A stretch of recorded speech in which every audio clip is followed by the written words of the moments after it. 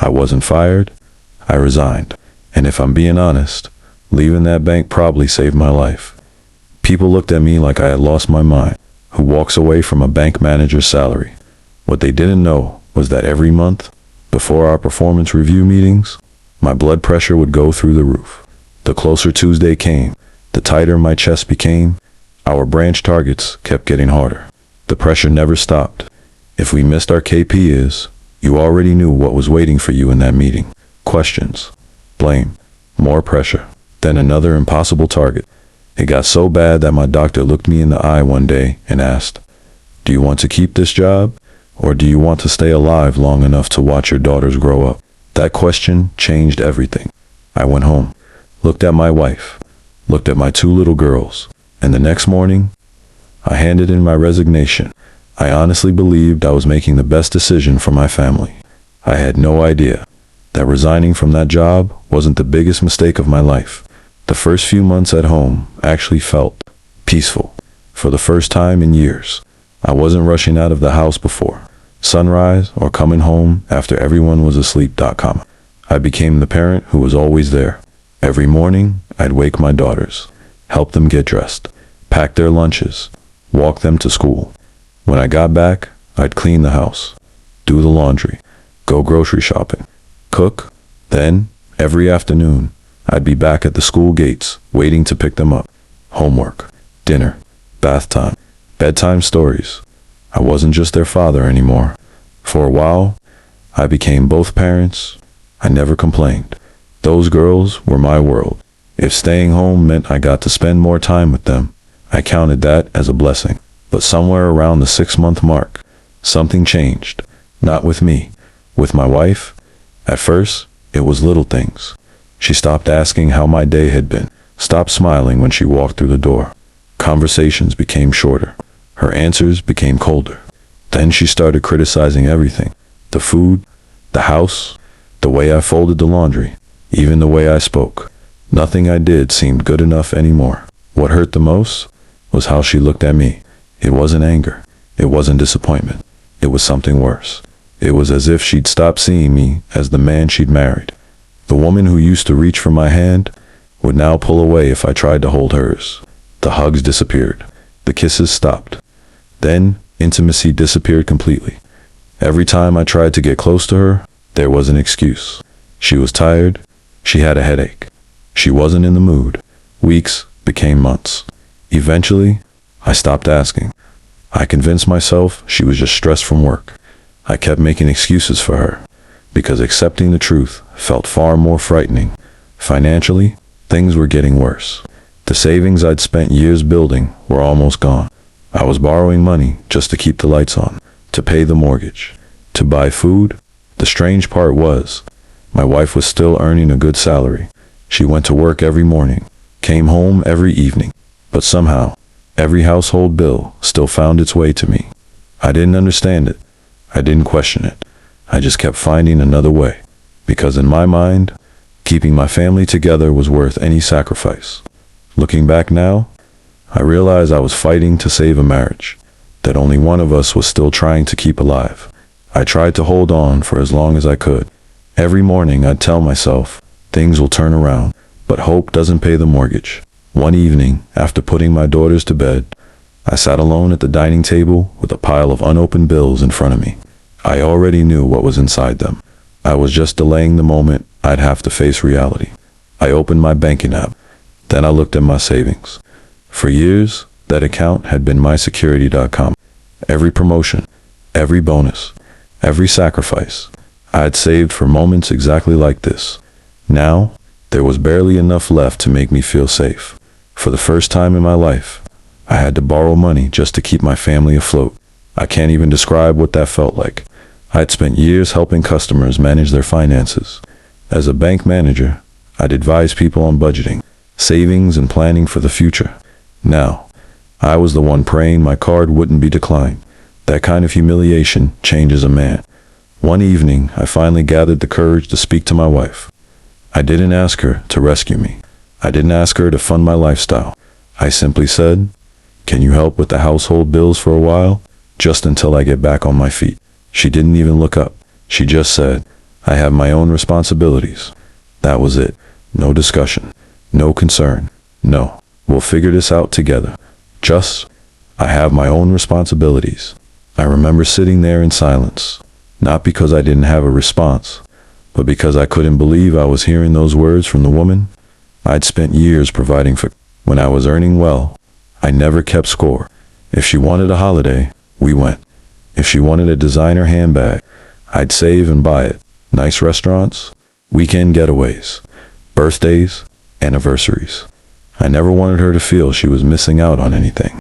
I thought that's what marriage was. You build together. You carry each other. But somewhere along the way, I realized I was carrying the weight alone, and my back was beginning to give way. That's when I accepted a truth I had been trying to avoid.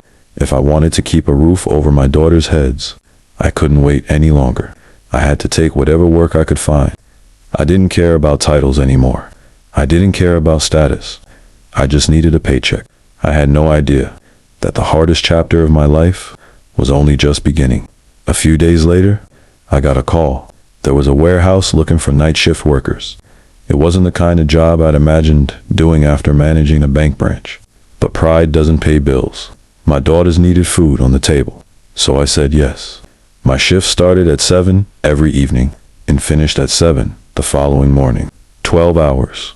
On my feet, lifting, walking, loading, unloading, over and over again. The first few nights nearly broke me. My body wasn't used to that kind of work. Every muscle ached. There were mornings I could barely grip the steering wheel driving home, but I couldn't stop. People were depending on me. I'd get home just after 7 in the morning. Most people were beginning their day. Mine was nowhere near over. I'd quietly walk into the house so I wouldn't wake anyone, take a quick shower, then wake my daughters with a smile. To them, Daddy was fine. I'd help them brush their teeth, get them dressed, pack their school bags, make breakfast, walk them to school. Those walks became my favorite part of the day. For 20 minutes, I wasn't worrying about bills, or debt, or work. I was just a father listening to 2 little girls tell me about spelling tests, playground games, and which teacher gave the best stickers.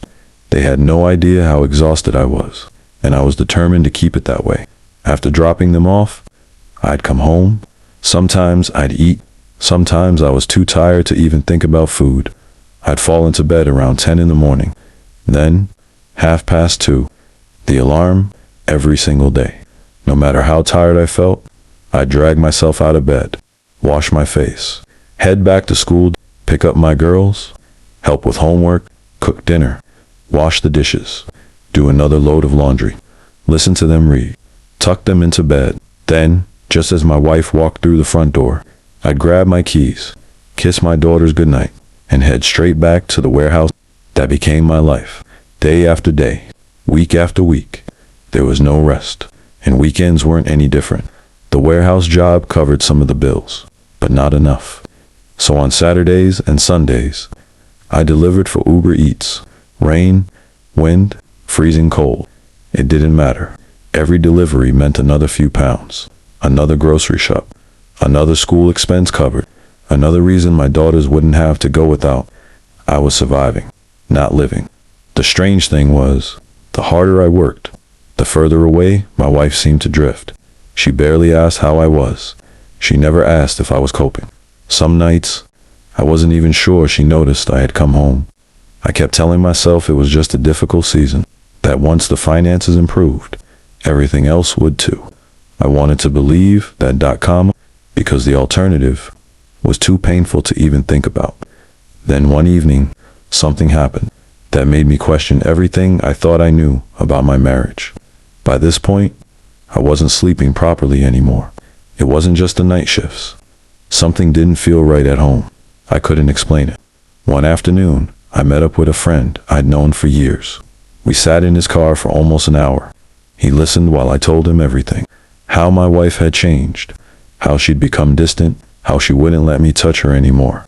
How I was killing myself trying to provide while she refused to help with the bills. When I finished, he was quiet for a few seconds. Then he looked at me and asked, "Have you ever considered that she might be seeing someone else?" I actually laughed. I said, "No, she wouldn't do that." He didn't laugh back. He just looked at me. I'm serious. That drive home, his words wouldn't leave my head. I hated myself for even thinking it. But once an idea gets into your mind, it's hard to get it back out. For days, I kept arguing with myself. You're being paranoid. She's just stressed. Don't destroy your marriage over your imagination.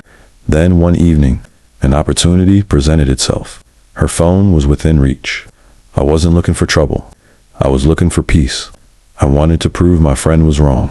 Instead, I found messages, hundreds of them, not the kind coworkers send each other. These were intimate, flirtatious, personal. My hand started shaking. I kept scrolling, hoping I'd find something that explained it all away. Then I found a voice note. I wish I'd never pressed play. It was my wife's voice. There was no mistaking it. She was laughing. Then she said, "Next time we meet at work, be quicker. Yesterday, you took too long. We were locked in the toilet so long that the cleaner was waiting outside for us to come out so she could clean." I froze. I played it again. Then again, every time. I prayed I'd heard it wrong. I hadn't. The woman I'd been borrowing money to protect, the woman I'd been working 12-hour night shifts for, the woman I'd sacrificed my health for, was having an affair with a man from her workplace, and they were meeting in the staff toilets. I don't remember how long I sat there. Minutes, maybe hours. I just stared into space. I didn't cry. I didn't shout. I didn't confront her. Something inside me just went completely numb. The next day, I went back to the friend who had warned me. I told him, "You were right." He didn't look surprised, not even a little. That's when I asked him, "How did you know?" His silence told me everything before he even opened his mouth. He'd known, for who knows how long. He'd known my wife was cheating, and he never told me. In that moment, I realized I hadn't just lost my marriage. I had lost a friendship too. I stood up, walked away, and never spoke to him again. As for my wife, I said nothing. Not because I was weak, not because I was afraid, but because, in that moment, I understood something she didn't. The person who speaks first doesn't always have the advantage. So I went home, looked her in the eyes, and carried on as though I knew nothing. She thought she was hiding a secret. What she didn't know was that from that day forward, I started planning a future she would never see coming. People always imagine that when you discover your spouse is cheating, you explode. You scream. You throw them out. You demand answers. I did none of those things. The truth is, I was too exhausted to fight. I'd already spent years fighting for my health, fighting to keep food on the table, fighting to keep a roof over our daughters' heads. I didn't have another fight left in me. So I made a decision. I would say nothing, not yet. From that day on, I became an actor in my own home. I smiled when I had to smile. We ate at the same table. We spoke about the children. We discussed the school events. To anyone looking from the outside, we were just another married couple. Inside, everything had changed. I stopped expecting love from her, stopped waiting for affection, stopped wondering where she had been. Once you've seen the truth, you stop chasing explanations. Instead, I started asking myself a different question. If this marriage ends tomorrow, what does my life look like? And for the first time in a long time, I thought about me. I realized something. The warehouse job was paying the bills, but it wasn't building a future. I couldn't work 12-hour night shifts forever. My body was already telling me that. So every spare moment I had, I invested in myself. When the girls were asleep, I'd open my laptop. I'd study. Some nights my eyes were so heavy I could barely read the screen, but I'd keep going. I enrolled in IT certification courses, networking, cloud computing, cybersecurity, anything that gave me a chance to build a better future. Some nights, I'd finish a 12-hour warehouse shift, take the girls to school, sleep for a couple of hours, and spend the little energy I had left studying before picking them up again. It wasn't easy. There were times I wanted to quit, but every time I thought about giving up, I'd remember that voice note. It became fuel, not for revenge, for freedom. Months passed, one certification became two, two became three. Then one afternoon, I got a phone call. An interviewer I'd almost forgotten about said, "We'd like to offer you the position." I remember sitting there in complete silence, not because I wasn't happy, because I couldn't believe that after everything, a door had finally opened. That phone call was the beginning of a brand new chapter, and the one person sleeping beside me every night had absolutely no idea. The interview changed everything. A week later, I accepted the offer. It was an IT contract, the kind of opportunity I'd been working towards every night after the warehouse. When they told me the day rate, I thought I'd misheard. £500 a day. For a few seconds, I just sat there staring at my phone, not because of the money, because all those sleepless nights, all those certifications, all those moments I wanted to quit had finally meant something. I didn't celebrate. I didn't tell anyone, not even my wife. As far as she knew, I was still the man working long warehouse shifts. She never asked many questions anyway. She'd stopped taking an interest in my life a long time ago, so I let her believe whatever she wanted. The warehouse job had taught me discipline. The betrayal had taught me silence. The new job gave me something I'd lost years earlier: hope. For the first time in a long time, I wasn't borrowing money. I wasn't watching my savings disappear. I was building them again. Every payday, I paid my bills, put money aside, then invested the rest. Slowly, my finances started looking the way they used to. Then they became even better. I opened investment accounts in my own name. I built an emergency fund. I made sure every financial decision I took was carefully planned. Not because I was preparing for revenge, because I was preparing for independence. I knew one thing for certain. One day, this marriage would end. When it did, I refused to be the broken man walking away with nothing. I wanted to leave, knowing my daughters would always have a father who could stand on his own 2 feet. So I stayed focused. I worked. I saved. I invested. And I kept being the father my girls deserved. Meanwhile, nothing changed at home. My wife still came and went as she pleased. She still believed I knew nothing. She still spoke to me as though I was the man she'd written off years ago. Sometimes I'd watch her talking and wonder if she ever thought about the promises we made on our wedding day, or if those promises had stopped meaning anything to her. I never asked, because I already knew the answer. The strange thing is, keeping the secret became easier than carrying the disappointment. I no longer waited for apologies, or explanations, or love. I was no longer trying to save the marriage. I was simply protecting my peace, and protecting my daughters. Every decision I made was for them, because no matter what happened between their mother and me, they deserved stability. They deserved a father who didn't let bitterness consume him. But life has a way of testing your resolve. Just when I thought I had mastered my emotions, something happened that almost made me abandon my plan completely. By then, my life looked completely different. The warehouse was behind me. My IT career was thriving. The investments kept growing, year after year. I stayed disciplined. I lived below my means. I saved. I invested. I planned. Until one day, I looked at everything I'd built and realized I was getting close to £1 million in savings and investments. Nobody knew. Not my friends. Not my family. And certainly not my wife. At least, that was what I believed. Then one Saturday afternoon, everything changed. I was in the garden with my daughters when my phone rang. I left it on the kitchen counter while I stepped outside to answer. When I came back in, my wife looked different. She tried to act normal, but something in her face had changed. Later that evening, I realized one of my investment statements had been left open on my laptop. I couldn't remember leaving it there. I didn't ask her about it. I didn't need to. Over the following weeks, the woman I'd been married to suddenly reappeared, or at least, a version of her did. She started cooking my favorite meals again. She'd wait up for me instead of going straight to bed. She started asking how work was going. She laughed at my jokes. She reached for my hand. She hugged me for no reason. The woman who had spent years rejecting my affection was suddenly looking for mine. Then one night, she quietly climbed into bed beside me, wrapped her arms around me, and whispered, "I've missed us." Those words should have made me happy.